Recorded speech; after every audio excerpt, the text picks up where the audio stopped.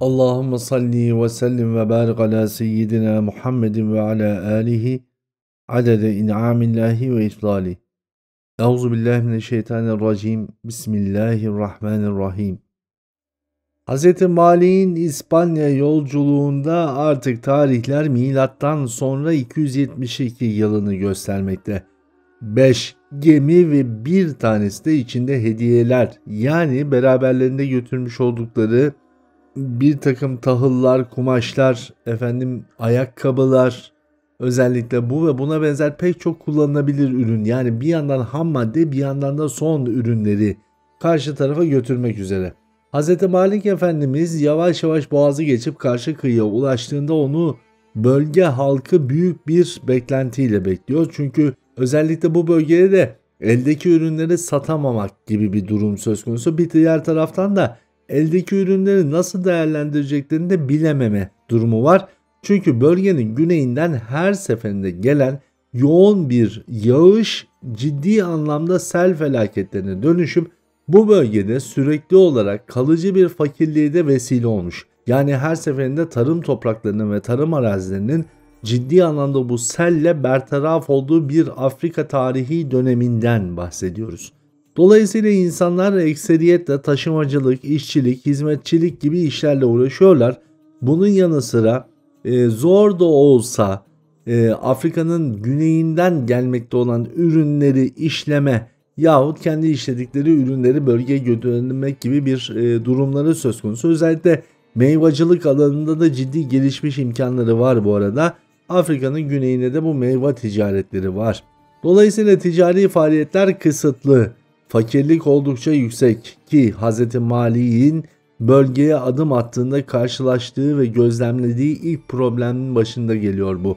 Bölgede askeri bir birlik karşılıyor kendisini, içinde bürokratlar var, bugünkü tabirle söylüyoruz elbette.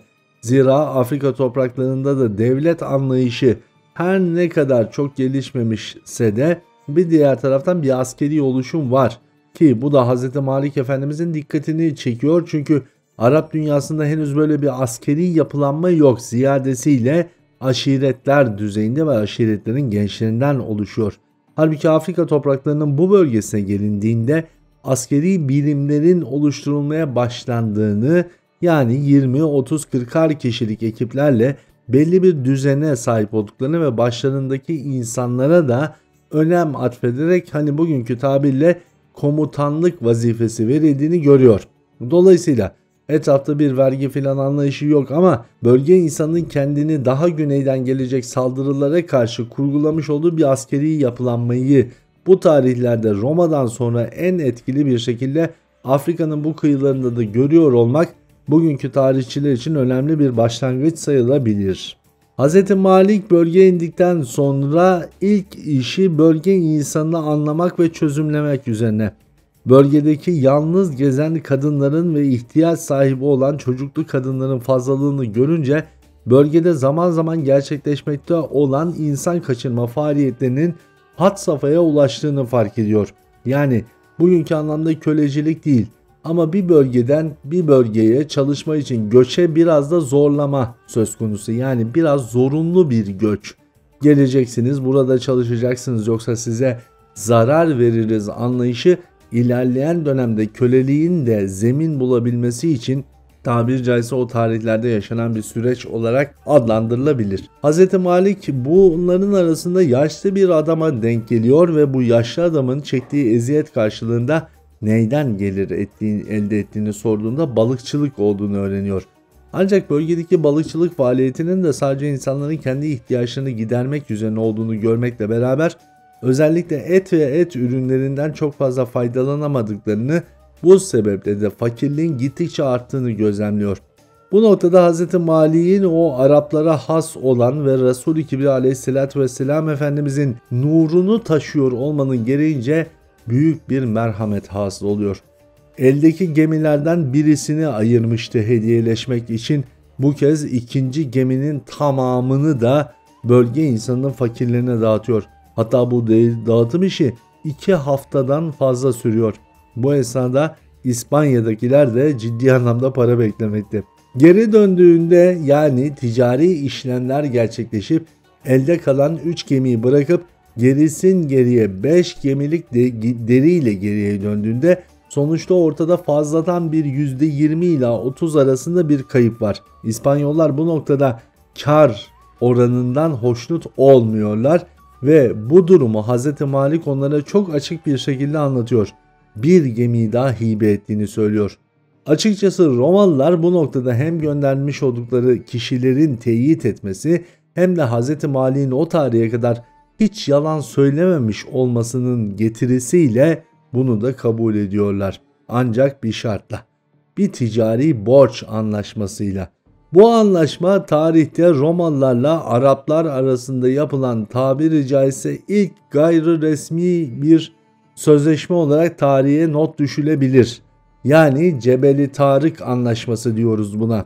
Hz. Malik Efendimizin gerçekleştirmiş olduğu bu ticari faaliyette karın devamlılığı ve bölüşme usulü önceki zararın %30'a 70 tazimi, yani İspanyollar %30'u bizim hediyemiz olsun gibi bir şey söylüyorlar. %70'i yine Hz. Malik Efendimiz'e kalıyor.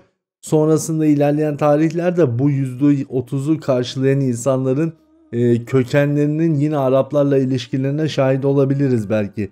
Ama burada bu iki milletin bir arada beraberce ticaret faaliyeti göstermiş oldukları bir alandan bahsediyoruz. Efendim Hz. Malik bu anlaşmayı yapıyor. Cebeli Tarık Anlaşması. Bu anlaşmayla beraber bu bölgede en az 4-5 defa daha bu seferleri yapacak. Ardından İspanya'da kendi Arap topluluğundan 13 kişiyi bırakarak 3 kişilik ekiple Mekke'ye geriye dönecek. Bu sürecin hemen ikinci adımında, yani yeniden gemiler doldurulduğunda gelmiş olan deriler işlemeye başlarken Hz. Malik karşı kıyıya ulaştığında bu kez daha büyük bir fakir grupla karşılaşıyor. İşin içinden nasıl çıkacağına dair bir düşünce sarıyor Hz. Malik, çünkü bu kez ortada yapılmış gerçekten resmi bir anlaşma var. Yani devletler nezdinde değil ama kişisel bağlayıcılığı olan bir anlaşma.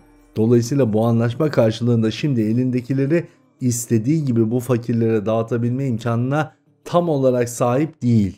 Bir şey yapmak zorunda. Kıyıda gezerken gemilerin tam kıyıya yanaşmasına izin vermiyor. Karar vermek istediğini ve birkaç gün boyunca gemilerin açıkta beklemesini istiyor. Bu esnada karaya bir gemi yaklaşıyor. Gemi bölgenin gemilerinden biri değil elbette, ama içindeki oldukça farklı bir isim ve Hz. Malik'in hayatıyla Mekke ve Hicaz bölgesi için yeni bir çizelge sunacak kendisine. Bu yanaşan gemide kim var ve ona ne söyledi? Bu oldukça önemli bizim için. Bunu da yarın göreceğiz inşallah. Bugünlük kalın sağlıcakla.